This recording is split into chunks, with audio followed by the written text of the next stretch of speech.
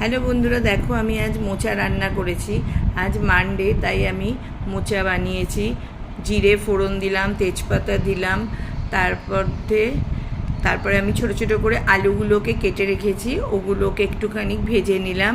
ভাজার পর এর মধ্যে আমি আদা জিরে বাটা দিয়েছি। আদা জিরে বাটা আর হলুদ একসঙ্গে জলের মধ্যে গুলে তারপরে এর মধ্যে দিয়েছি। ততক্ষণে আমি মোচাটা সেদ্ধ করে নিয়েছিলাম, নুন হলুদ আর তেল দিয়ে সেদ্ধ করেছিলাম।